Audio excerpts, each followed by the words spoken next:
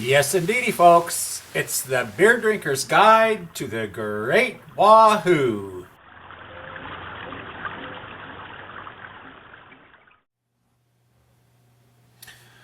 Folks, you may remember that 2 weeks ago we began the Great Wahoo with this introduction.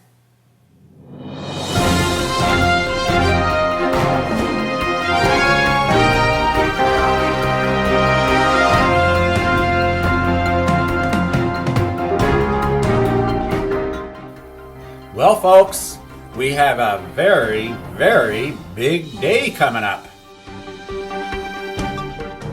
This most auspicious day, only one day out of the year is like this, happens tomorrow.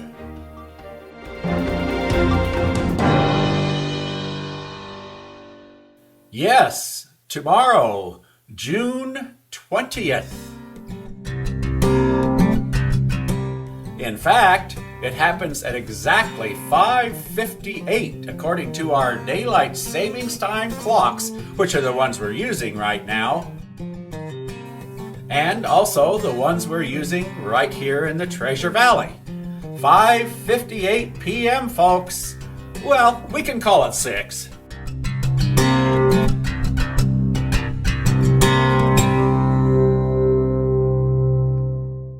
"5:58 p.m. is the very moment that we slide into solstice. Yes, it's finally here. Solstice. Summer solstice. 5:58 p.m. tomorrow, folks. Be watching for it. Summer solstice. One of the big celebrations of this guy, our buddy, the sun.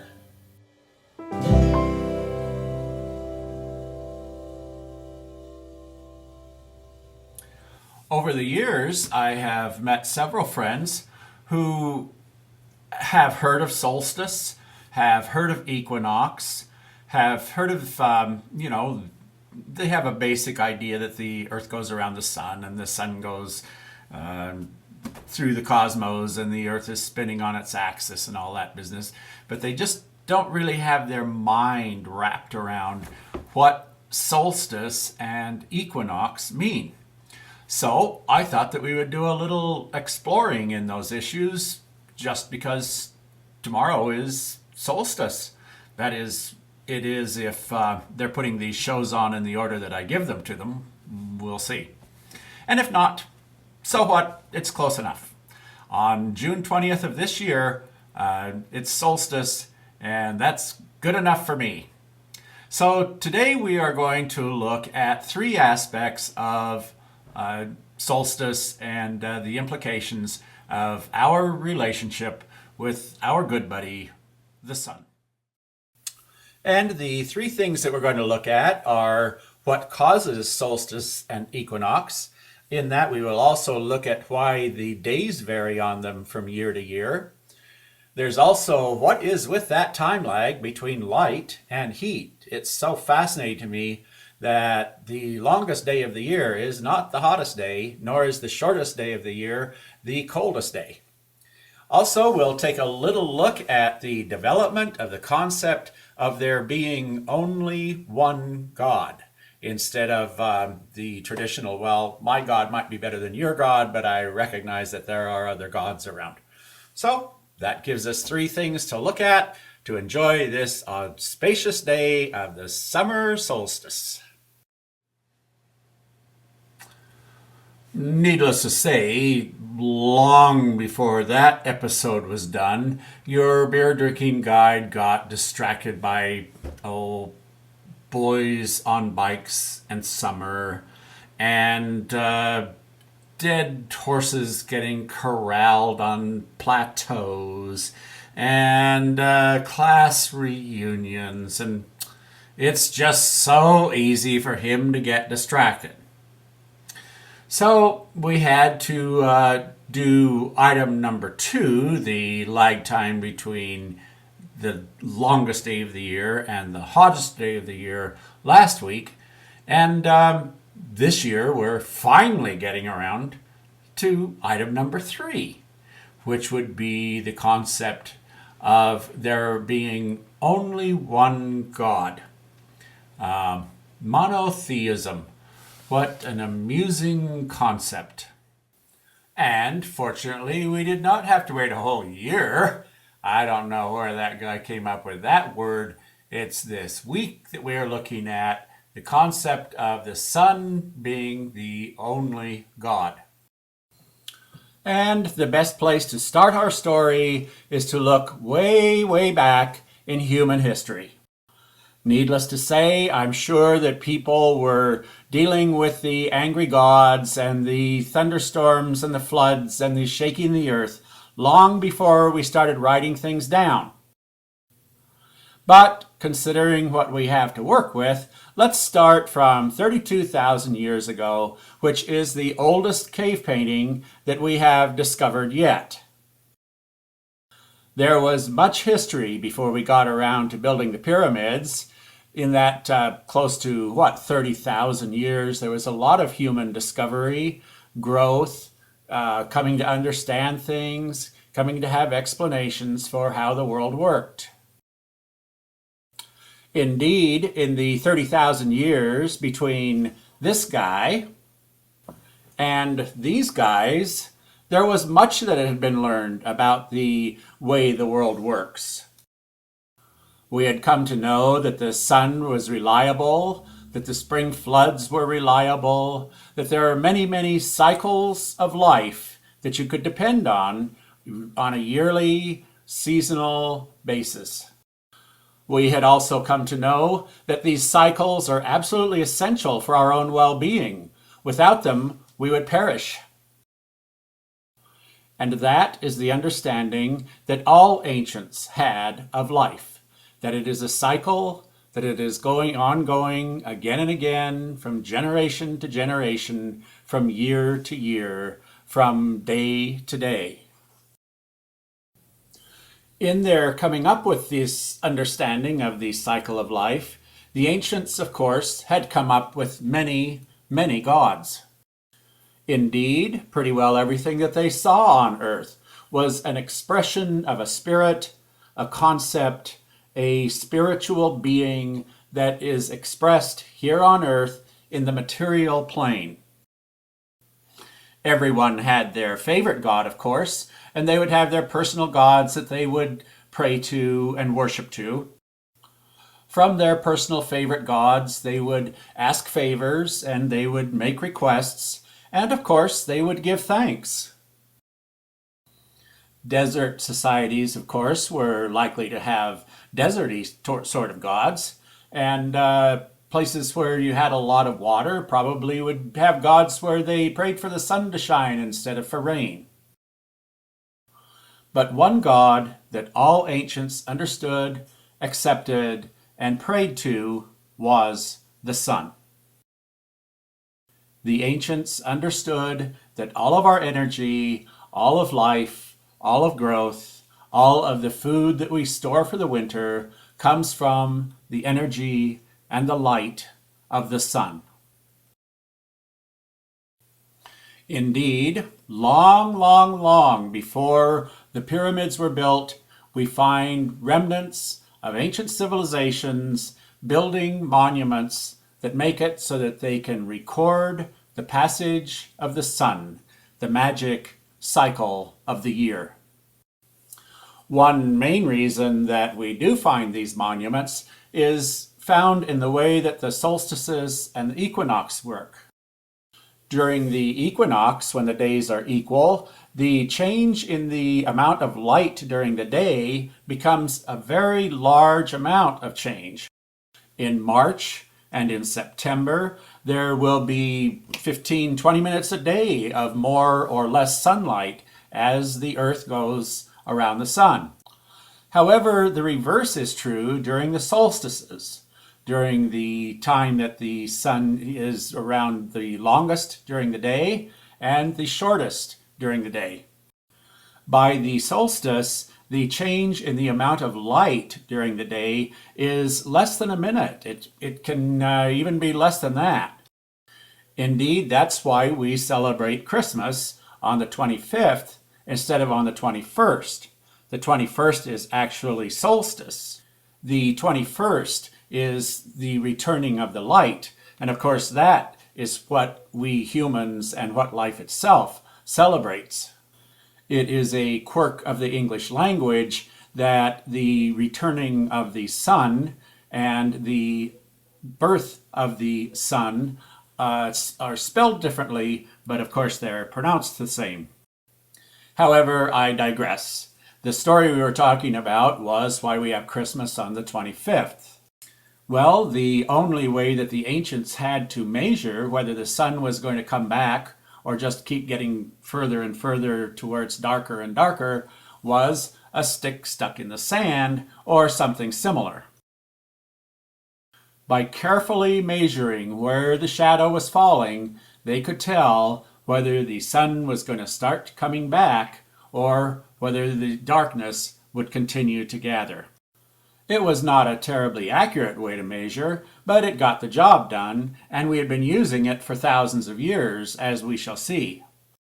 Again, one of the problems with this system is that during the solstice, the change in the time is so slow, it is so minute, that it takes days to actually see a real difference. And that is why, even though the sun started coming back on the 21st, it was not until the 25th that the Romans could know for sure that the sun was actually coming back instead of going away. Basically, they decided the best way to handle all of this is to have a great party. They called it Saturnalia. As long as the sun was going away forever and ever, there was no reason not to just go ahead and eat up all the crops that you had stored, have a big party, drink all the wine. There wasn't much to do anyway. The harvest was already in. However, on the day of the 25th, when they could actually tell that, well, no folks, I guess that the sun's going to come back and we'll have another cycle of the year. And so now is the time to quit eating and quit drinking and go back to our routine. But you never want to finish a party too quickly, so on the 25th, they threw one great big party known officially as the celebration of Saturnalia, and that is what gave us the tradition of Christmas. And once again, that beer-drinking guide of yours has gotten to where he's babbling about something other than what the topic is. The topic was not where we got Christmas from, rather the topic was the concept of the sun as the original only God. Before I had become distracted, we were talking about the ancients coming to understand the cycles of the year as we go through the waning and the waxing of how much light there is in our day. We had mentioned that the ancients had come up with many, many archaeological sites that show that they were concerned about measuring the sun and its annual return to life. Certainly not the most ancient of these sites, but probably the most famous of these sites is found in southern England. This site, of course, is Stonehenge. Stonehenge was built many years before the pyramids. It was also built over a long period of time, from when the first berms were put up to when the final stones were structured. It was a period of about 500 years. When we look at the way that Stonehenge is laid out, we see that it is a marker to officially show that the summer solstice has come and has been measured, and that once again the cycle of life is returning to another year. So, I hear you asking, what does all this have to do with the topic at hand, which is the sun as the original only God.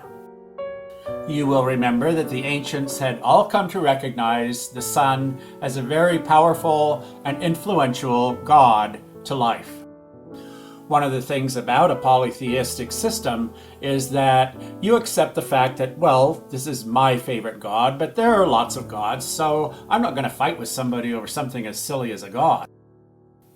You might think that your God is more powerful and that's why you worship them and not others. Or you might just personally like your God, or it might be that it was your parents' God and so you have an attraction to him and you stick with them. But you certainly recognize that there are lots of other gods and you allow everybody else to do the same thing that you're doing. Of course, gods are not only useful for individuals, they are very useful for people who want to control power. In the case of states using gods, gods were very often used to justify war and taking other people's property and making it so that they were doing all the hard work. Even so, it was usually recognized that there were many gods.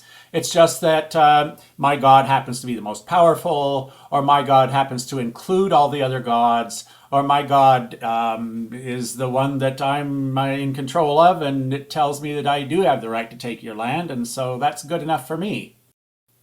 However, 3,350 years ago, this attitude toward the gods changed.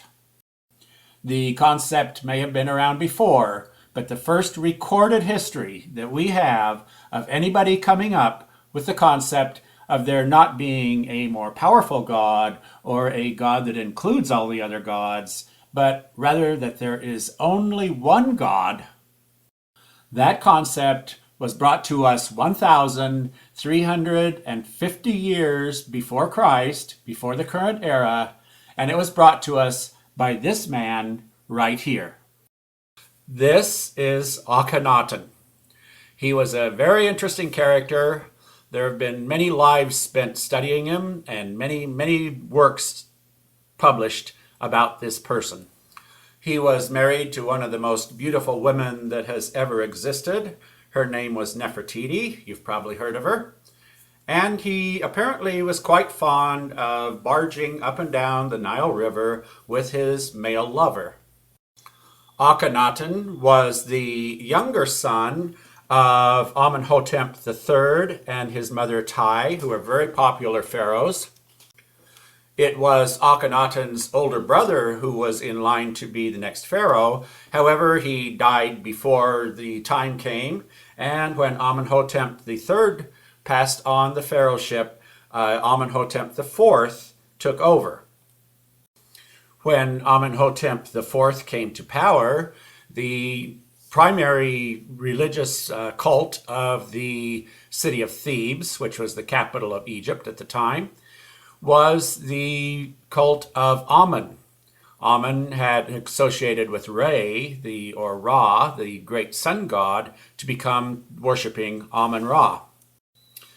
Needless to say, the priests were very powerful, and Amenhotep had a little trouble with them. So he decided to move the capital out of Thebes down to Amarna, which was a few miles down the river from Thebes. And there he built a new temple complex, very elaborate, some of the largest constructions ever in Egyptian history. And his new temple complex was called Akhenaten. The same year that he was building his new temple complex, he changed his name to Akhenaten, which is literally meaning effective spirit of Aten. Aten was the disk of the sun, usually displayed with rays coming out of it with hands on the end of those rays. It is interesting to note that almost every time we find this symbol, there is a notation that says that this is only a symbol, it is only a representation, that there is no way that any one thing can represent all of what Aten is. Both the worshippers of Amun-Re and the worshippers of Aten were worshiping the sun. But just like modern religious people, they thoroughly enjoyed arguing over what was the essential element of the sun, and it was worth having two entirely different gods. Or at least two entirely different sets of priests vying for power and money. So Amenhotep IV decided to change his name to Akhenaten in order to honor his god Aten. Amenhotep IV came to power during the 18th dynasty of Egypt. He began his reign in 1353 or 1351 BCE. He ruled for 16 years, and he died in 1336 or 34. We're not just sure which. It was in the 8th year of his reign that he declared that not only is Aten the supreme god, but that Aten is the only god. Needless to say, with a name like Akhenaten, meaning the effective spirit of Aten, not only was there only one god, there is also one intermediary between God and the people. This special place, this special relationship with God, was not invented by Akhenaten, nor was he the last to use it. After Rome became a Christian nation, it was decided that the Pope had this particular relationship with the only God, and the monarchies were established because they were appointed by the Pope as representatives of God on earth. As you know, the concept that power comes from God and is ordained through the official person who represents God came into some difficulty when some rebels across the ocean declared, no, power comes from we the people, and we the people do ordain this constitution. But let's get back to Akhenaten and his concept of there being only one God. When he declared that Aten was the only god, he had other images of gods destroyed or vandalized. And, of course, as soon as he died, the followers of all the other gods came and destroyed everything that he had created, and they moved the capital back to Thebes. All of this took place 1,350 years before the current era. We do not know when Joseph and his brothers got to Egypt, but the Moses story, the story of escaping from Egypt, is set about 1200 BCE, or about 150 years after Akhenaten had introduced the idea of there only being one God. And for one final interesting point about the saga of there being monotheism, the biblical account does not say there is only one God. We get that concept from what we now call the Ten Commandments, which Moses brought down from the mountain. Actually, there are somewhere around 14 or 15 of what the Bible calls 10 statements, but that's not the story that Cecil B. DeMille's told, so that's not the one we have. And the first of those commandments is, I am the Lord your God. And the second of those commandments is, you will have no other gods before me. It is obvious by these words that Yahweh, the God of the Jews, understands perfectly well that there are many other gods. What Yahweh is saying is, to his children, to the tribes of Israel, to the descendants of the 12 brothers and grandchildren of Jacob, I am your God. You will have no other gods before me. This is exactly like a daddy saying, well, I don't care if Mary Lou's dad lets her stay up till midnight. I am your daddy, and what I say goes for you. No daddy would be ignorant nor arrogant enough to say, I am the only daddy. And, obviously, if there were no other daddies, there would be no reason to bring the point up. But because there are other daddies, and because daddy is wise and not arrogant, he says, I am your daddy. And that is what the God Yahweh was saying to his people, the descendants of Jacob, when he said, I am the Lord your God. You will have no other gods before me.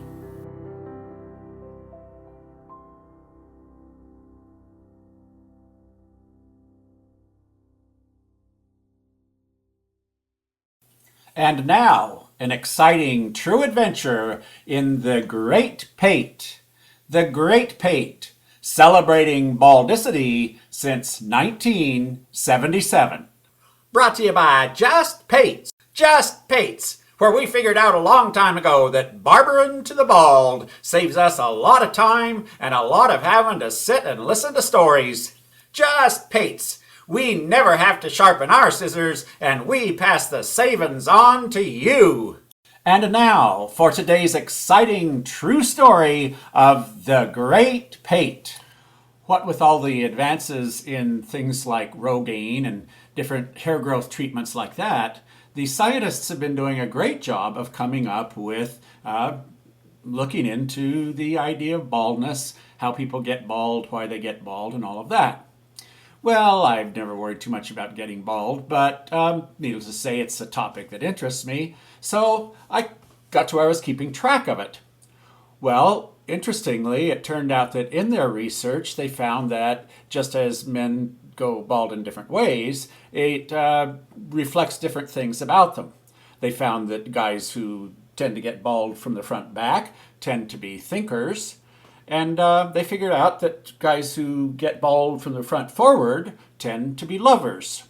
Well, I found that a rather curious thing, and so I went searching on the internet to find out what they found out about guys like me that are bald all over. Well, it turns out that guys like me that are bald all over think we're lovers.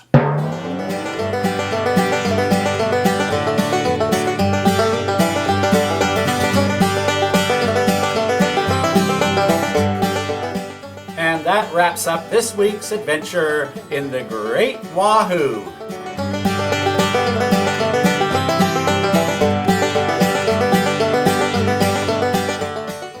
Thanks for joining me.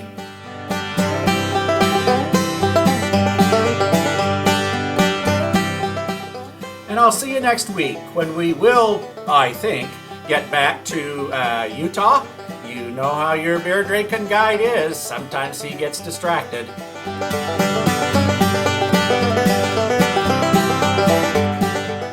And I'm sure we'll find some other things to babble on about.